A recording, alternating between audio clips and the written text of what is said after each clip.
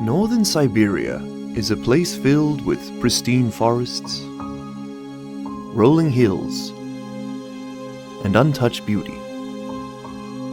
We're going to change that.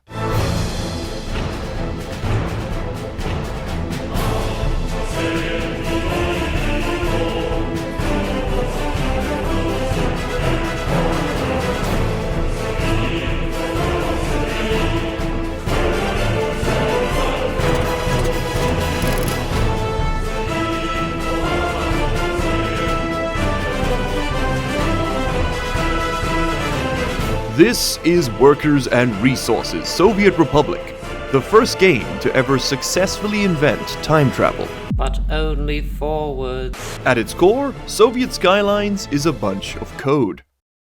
But beyond that, it's a pretty great logistics game.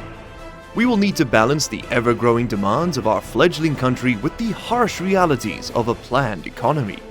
Especially one planned by this idiot. As if that wasn't enough, we'll be doing all of this on hardcore realism mode, with a little bit of mod support here and there to fill in some of the gaps in the base game. Thankfully, we have been informed by party officials that, despite the challenges ahead, we are very happy to volunteer for this assignment, and are already 5 years behind schedule. Better get moving. Down to that subscribe button so you don't miss another video. Northern Siberia. Is there any place more Soviet than this? From its abundant natural resources to its gorgeous natural rock formations, this may be one of the last places on Lenin's green earth still untouched by Western corruption. Is that a customs house? The party surveyors must have gotten a little lost, as we appear to have landed about 3,000 kilometers from our intended start point. No matter, we will bring the glorious light of Soviet morality to, Northern Canada. Okay. Since the Central Planning Committee cannot canonically make mistakes, we're just going to have to make this work. Our young republic is entirely isolated from the rest of the Union, so we'll eventually need to produce everything domestically.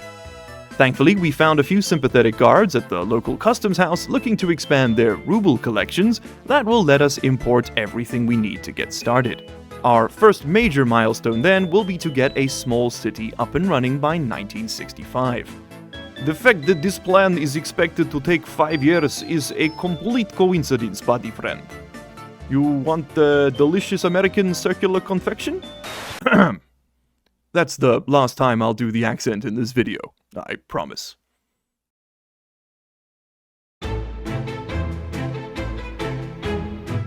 Now look, before we can even think about grand ideas like indoor plumbing and electricity, we'll need to first sort out the basics. Unlike many other games in this genre, you can't just build things with money in Workers and Resources, at least not on the realistic difficulty setting. We'll need to import all the workers, all the resources, and yes, all the vehicles to build every single piece of infrastructure that we're going to need. Thankfully, Soviet Skylines here does allow us to place down a limited number of free buildings to get ourselves started. We can use these to bootstrap our way up to a more permanent supply chain, and so that'll be our goal for this first year. Taking in the lay of the land, we can see that it's pretty uneven, and we can't do much about that until we get our first construction vehicles rolling down the road. They're going to need fuel though, and so a few dirt roads, a simple gas station, and a distribution office will solve that. We'll be using these a lot in this game, so it's worth taking a moment to understand them. Distribution offices can move items between locations depending on the vehicles you have staffed inside them. For example, this office has a fuel truck in it now, which can move fuel, oil, fertilizer, and bitumen around. What did you call me? Telling the office to import fuel from the customs house and deliver it to the temporary gas station will create an import order for us to use. The truck will then head off and pick up the items at the customs house and bring them back to wherever they're being demanded. Which means it's time to talk finances. Up in the top left corner of the screen, you'll see our cash. Rubles are spent with the east, and dollars are spent with the west. They're not exchangeable, and if we run out of one, we'll need to take a loan to keep things running. Not to fear, a Soviet leader always pays his debts. Definitely, 100%. As we import the fuel, you'll see that our money goes down a little bit. The Import-Export tab will let us keep track of these expenses and figure out where we can make the most savings down the line. Regardless, with fuel in hand, it's time to get building. The first 2 free construction offices will be staffed with bulldozers and excavators, and some open-hull trucks to move them around. And here comes the procession. Imagine being that truck behind the excavator. That dude's gonna be breathing dust for a week. Once they've been refueled, we can set them to work leveling our construction area.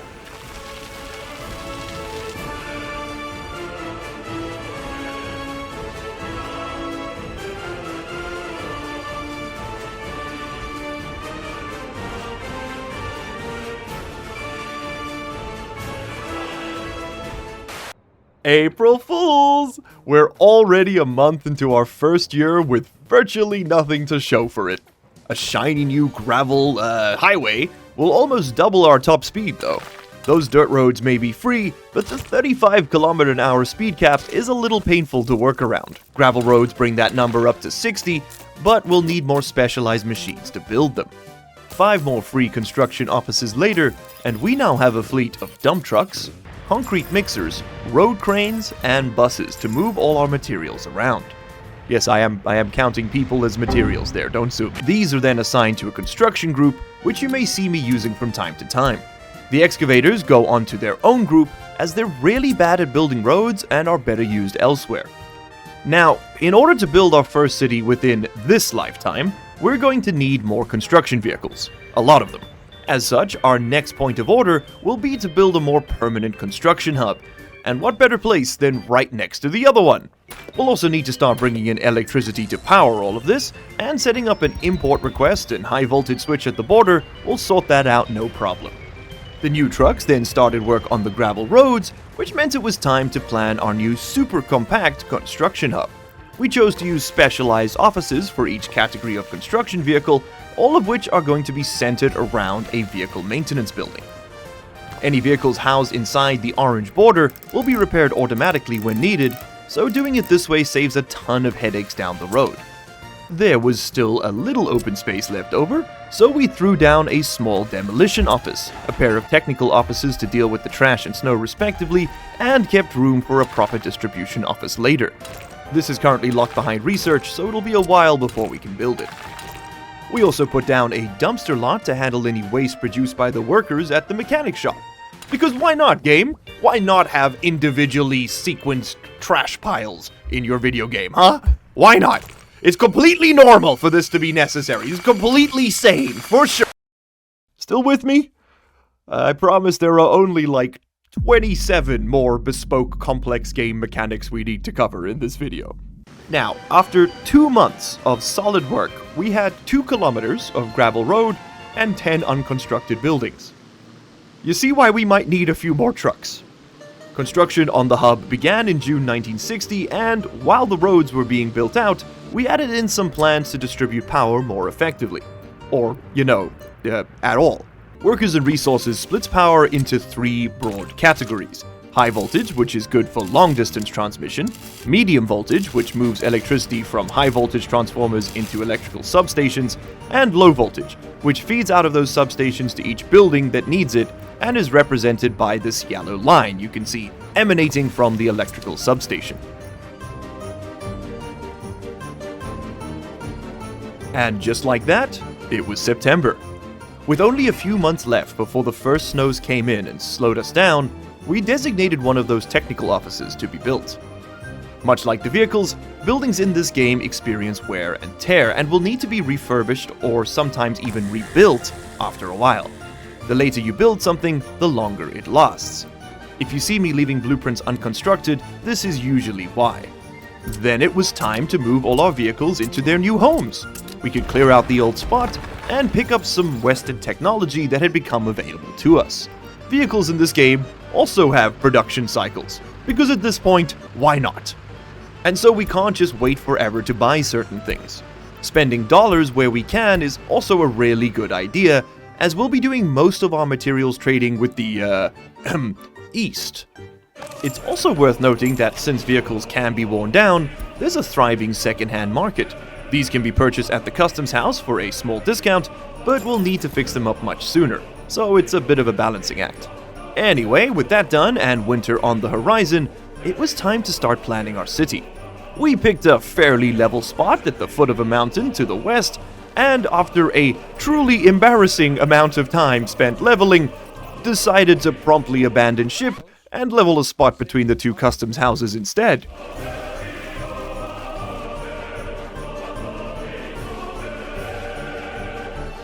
This resulted in just a little tiny bit of deforestation, and so I went back through and sprinkled a few trees around the place. I may have overshot it a little, though. Then it was time to pick up our first snowplows. Snow reduces the driving speed of all road vehicles to a crawl, and so a small fleet of these will be necessary to keep us on time and way over budget. And with that, it was Christmas. What better time to string up a few lights and look back on how far we'd come. Turns out, it was about 900 meters. Happy New Year! It's 1961, and we're way behind schedule. The goal for this year will be to plan out and begin work on our first city. This is going to require a truly unfathomable amount of infrastructure and probably a lot more money than we currently have. The first step will be to place down the heart of every regular North American city, the Palace of Communism. We can then design the city around this to ensure the optimal flow of Stalinist-Leninist ideals to the masses. What's that? Oh, duh. The first step will be to place down the heart of every regular North American city, the burger joint.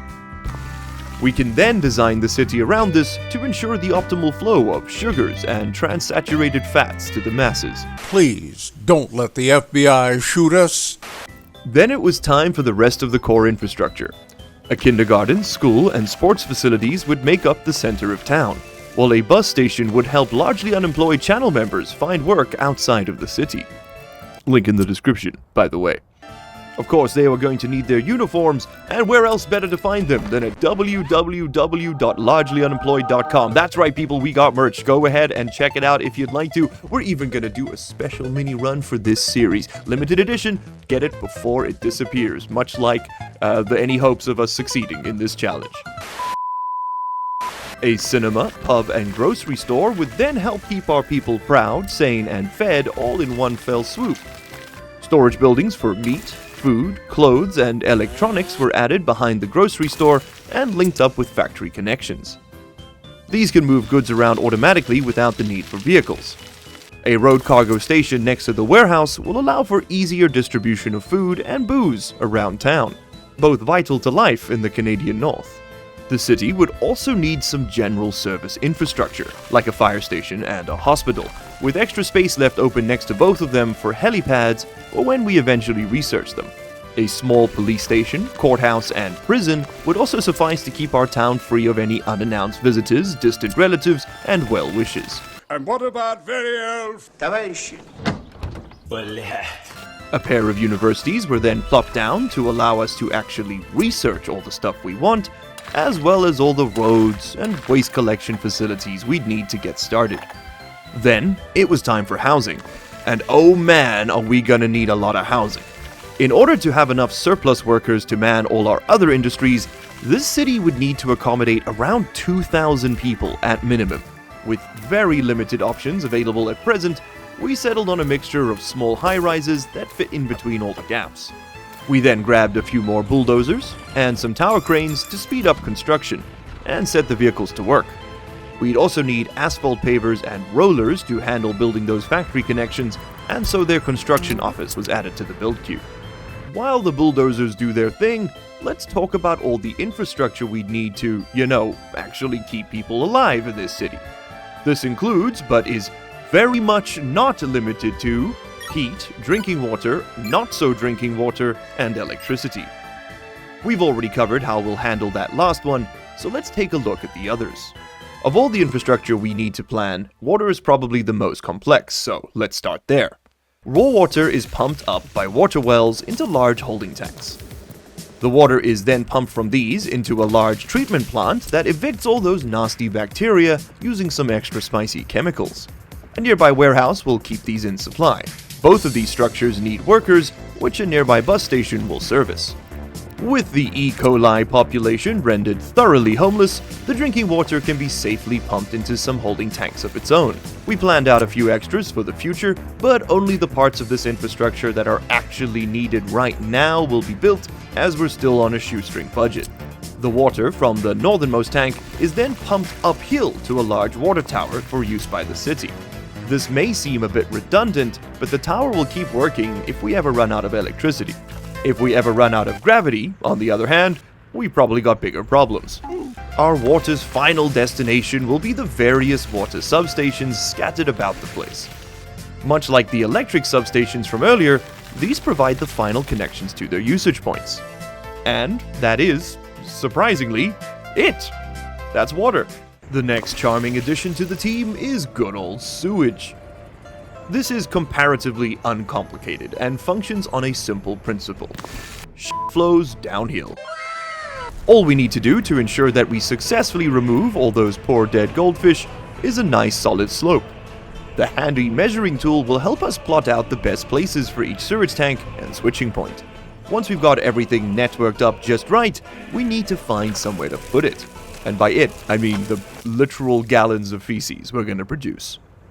This will require the digging of my single favorite thing in this game, the poop hole. Unfortunately for us, all the excavators were busy, and so we'd have to wait until they were done to continue. By mid-July 1962, the majority of the water groundworks were done, and the excavators were free to get on with something far, far more important. A literal crater of shit. We found a suitably low point in the map and started digging. Then it was just a matter of sending all those floaters in the right direction, and voila! Sewer system! Take that, Paris, you filthy dog! With all the assorted fluids out the way, it was time to think about former fluids, namely steam. Oh my god! You see, a little-known tenet of Canadian city planning is the near-ubiquitous use of publicly operated centralized heating systems. This actually may be true. I've never been to Canada, I wouldn't know. With the next winter already on the way, we began scouting for a suitable heating plant location. These tend to produce a fairly obscene amount of pollution, and so keeping it far away from our city felt rather important.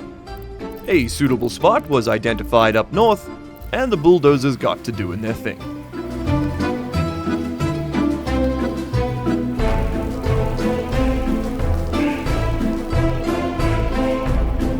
With that done, we could place down the heating plant and an aggregate storage yard to keep all our coal.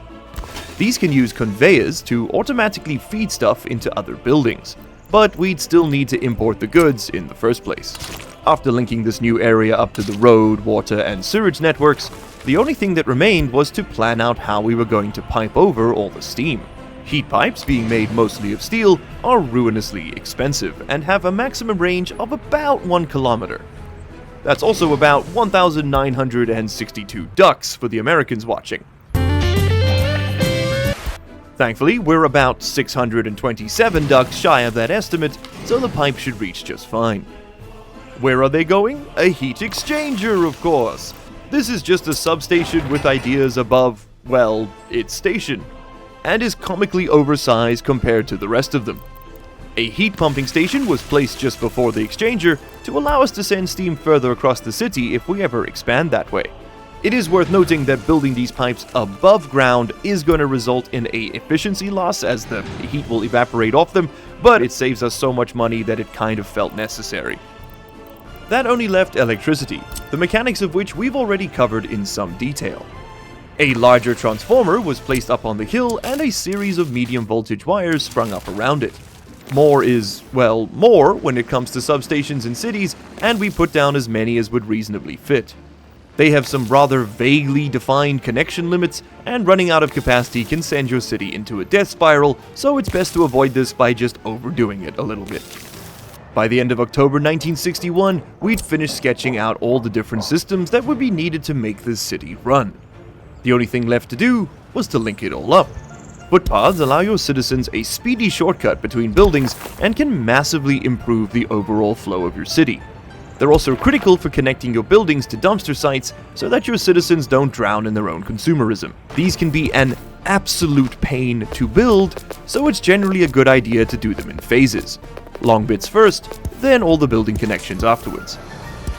And that's it. Nothing to do now except wait for the winter and watch some of these buildings go up.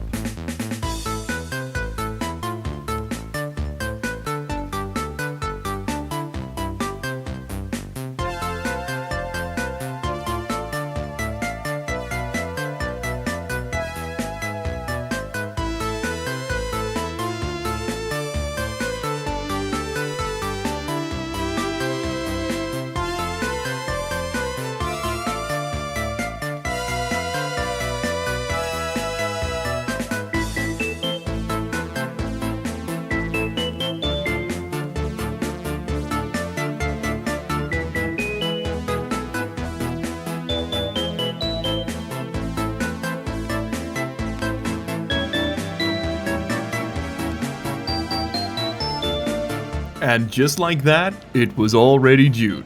The city skeleton is coming along very nicely, but we do have a few more pieces we need to put into place before we can call it ready to receive borders. You get it? Because of the customs house? The first key point here is going to be importing all the consumables we need to stock all these buildings. A series of small, free distribution offices would cover this for now, but we'd need to revamp this with proper buildings later. We also scattered a few more gas stations around the place to cut down on the number of detours our vehicles were taking. Nice, we're filling up. Slowly but surely. Just 11,000 tons casually chilling there. Very nice. It was now time to build the remaining bits of the construction hub, as we'd need them to handle the waste and vehicle maintenance that would soon be coming in. Then, a perfectly sized bus, thank you very much, was purchased to ferry foreign workers to our water treatment plant. They'd work to quite literally prime the pump and get our reserve tanks filled with usable water before our first citizens move in. Okay, so we got 3 workers working in there. They're producing water. That water is being pumped into this building through those tanks, and then that is being fed into this building, which is being finally fed into this building, which is trickling all the way down into these various structures. And as you can see, they're slowly but surely filling up. Oh, fantastic. Which meant it was also finally time to start linking up the planned apartments to the footpath network we'd planned out before. We also started construction on the universities, as they would be our ticket to actually earning money for a change. Surprising, I know. Now, we won't actually be able to invite any immigrants until the next spring, because, they'll all die and freeze to death, but that's a problem for 1963. The summer of love. For now, let's just kick back, string up some more lights, and appreciate just how far we've come.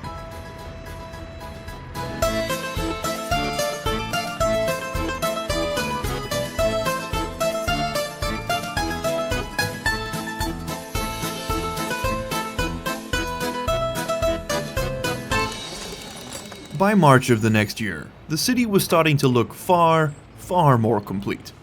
The wait was finally over, and we could begin moving the first citizens in.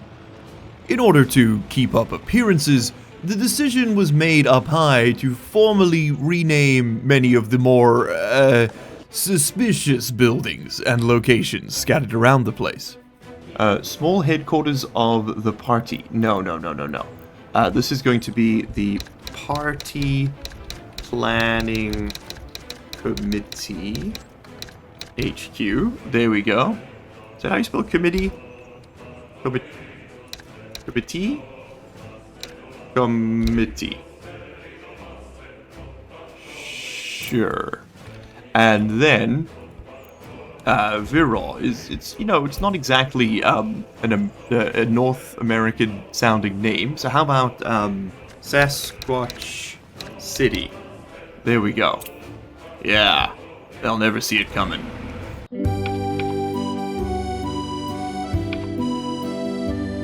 Don't wanna fall in love, I just wanna get Then it was time for our final preparations. We need to go through and make sure that every single building has electricity, water, heat, and is fully stocked with supplies and the vehicles needed. Then we need to limit the number of jobs assigned to each location to ensure that people go to work in the essential spots first. And that was it. We couldn't stall any longer. It was now or never. It was now. Here we go. 1, 2, 3, 4, 5, 6, 7, 8, 9. And then 2 experts. There we go. The first immigrants were invited in May of 1963, a mere 3 years after we began this clandestine journey. However, our trials were far from over. We did not have anywhere near enough workers to maintain the city, let alone run all the satellite industries that we'd need to keep the city moving. We were also still on a shoestring budget and rapidly eating into it. Temporary workers would keep the water and heat flowing, but we couldn't rely on them to do so forever. No, we'd need to either grow our own population or train up another one, and that was exactly the plan. By spending dollars instead of rubles, we could invite Western immigrants to explore the wonders of capitalism. But this came with a few drawbacks. Having never set foot in a real country, these unenlightened buffoons would need to be carefully re-educated in fun summer camps before they could be allowed to join the workforce. Which I suppose gives us a great opportunity to talk about how citizens work in this game. They have the needs that we've touched on already, but there's also quite a bit going on behind the scenes. Citizens will age, have children, and die rather quickly. To stay ahead of the death curve, you need to keep them comfortable and give them space to expand into by building new apartments and satisfying their recreation needs. You also need to educate them and look after their kids while they're at work. Education is a 3-stage thing in Soviet skylines, with students first going to kindergarten, which is not strictly required, then to high school, which allows them to do all the menial jobs, and finally to college, which allows them to flip burgers with a strong understanding of their role in the proletariat. Your citizens make much better workers than those foreign sorts, as they are willing to travel further to work, are more effective, and will take on slightly longer shifts. Speaking of which, we've also got a small fortune's worth of totally voluntary labor just sitting up on those islands over there. Let's inform them that they are very happy to move to their new Stalinist apartment blocks. Absolutely beautiful. Let's also hire up 40 more teachers and let in a couple hundred Philistines to get them caught up to speed. By the end of June, we'd managed to bring the unemployment rate down to 21%. Granted, that accounts for like 50 people, but is still progress. We could also now guarantee a small workforce waiting at the bus stop to power our water and heating plants, which is absolutely vital.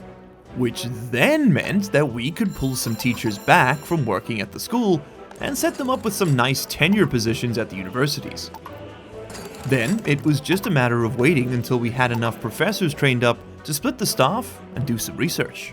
Okay, now what do we need? We need to do tourism. That is going to be a big part of... Actually, I think we're going to have to wait on the research. Maybe we'll have to wait a year.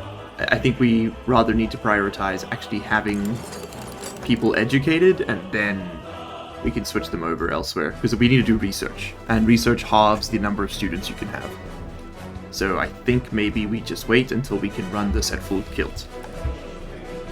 By September, we'd managed to educate all of the immigrants and were slowly climbing our way up to having enough professors. While waiting, I noticed that an enormous number of workers were just waiting at the bus stop, and that was a massive waste of their valuable time. Which brings us, finally, to our harebrained scheme to make some moolah. Tourism. Now, we can't actually issue visas yet, that's firmly locked behind some research, but we can start preparing a tourism district. A couple of sleazy hotels and some fairground attractions will form the foundation of our new cultural empire, but we'll need to spend quite a bit more before we see any kind of return. Doing this without having to take out a loan is our new #1 priority. Welcome back to my laboratory. We could also get El Professor started on some research while we wait. Interjection. Future Miles here to tell you that I'd also been seeing a concerning number of deaths racking up and could not, for the life of me, figure out why at this point. After a literal in-game month of searching, I realized that the waste trucks had not collected a single trash bag since the first citizens arrived. Everyone was just kind of like wallowing in their own muck, which is, I mean, it's right on brand, but it's not great for the long-term health. That's why everyone was getting sick. The reason is a small setting on this thing. This was set to 1,000 meters of functional range. You gotta push that up. That's a rookie mistake. I can't believe it. I can't believe I goofed that. Fixing this should extend everyone's lifespans a little, 45 years, give or take. Then it was time to settle in for the winter and wait for the tourism research to finish.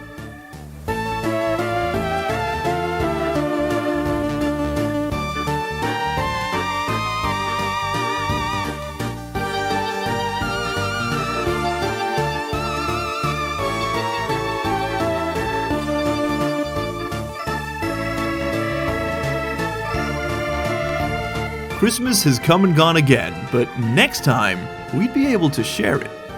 The first tourist visas were issued and we picked up a huge bus from the Western Customs House, way bigger than average, completely unnecessary, to ferry them from the border to our burgeoning luxury retreat.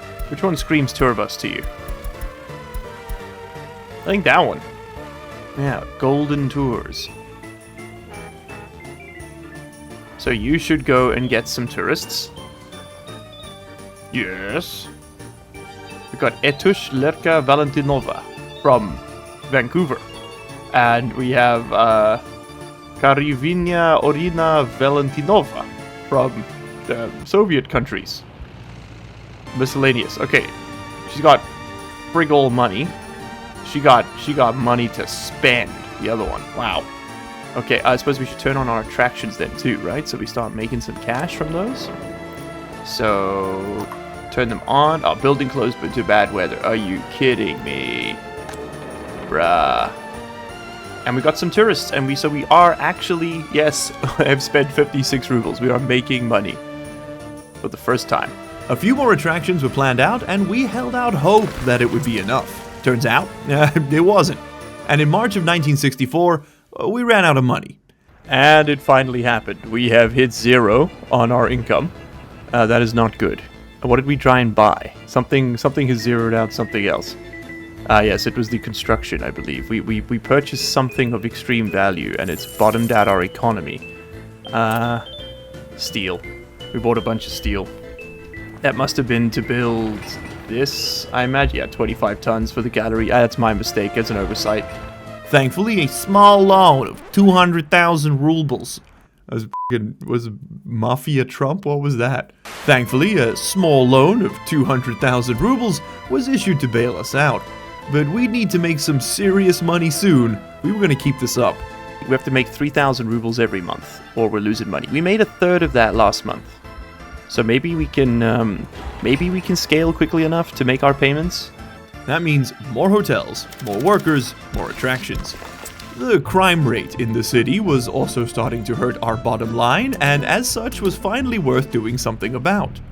The police station, courtroom, and prison that we planned all those years ago were finally commissioned, and the heat exchange network was expanded to allow the city to grow. Holy God, it's so expensive.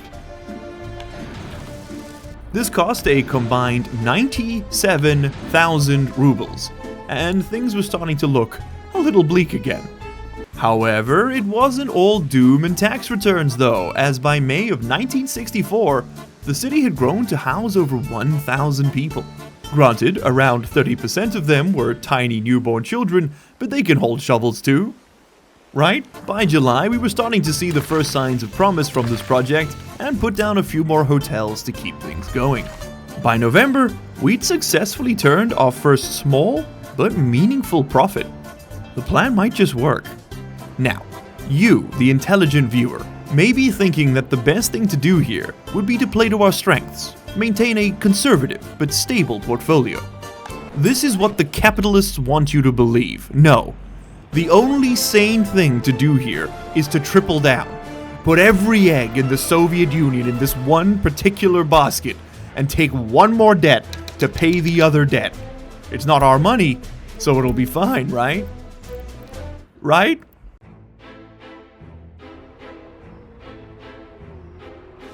Not right. At least, not yet. We're still mostly limited by the sheer number of children in this city. If they could just hurry up and pull up their bootstraps or whatever, we'd have a perfectly supplied labor force ready to go. But no, the International Convention on the Rights of the Child. Okay, whatever, just stamp on my toes, why don't you? Regardless, our salvation may lie in the humble Alpine Hotel. This puppy provides luxurious lodgings for the ludicrously low lump sum cost of only 3 tons of steel, which might as well be free in these parts. The results were immediate. By April of 1965, we were firmly in the green and even over budget enough to actually begin paying back the interest on that loan. It would be a little presumptuous to call the city successful just yet, but it could definitely be said to exist. Which, if you recall the start of this journey clearly, was all the 5-year plan required of us. As we survey the sheer scale of what we've been able to achieve so far, it's worth noting that we've only scratched the surface of what this game has to offer. Entire industrial production chains remain untouched and unexplored. So, if you'd like to see a part 2 of this video, if you'd like to know where the glorious Soviet Socialist Republic of Canada ends up, make sure to leave a like, drop a subscription, and write out your angriest comment down below about how the heat exchangers being above ground drops their efficiency. I'm ready for it. I know what comment baiting is. You can't win around here. And of course, thanks for watching, comrade. And, as always, I'll see you in the next one. Or else. You made it to the end of the video. Congratulations and thank you. That puts you in the top 3% of viewers. Here's another video that YouTube thinks you're going to like, and here is a list of all the patron and channel member names. If you don't see yours on there, you can find a link down in the description where you can sign up and support this content directly. If your name is on there, well, you probably already know that, huh? So, what are you still doing here?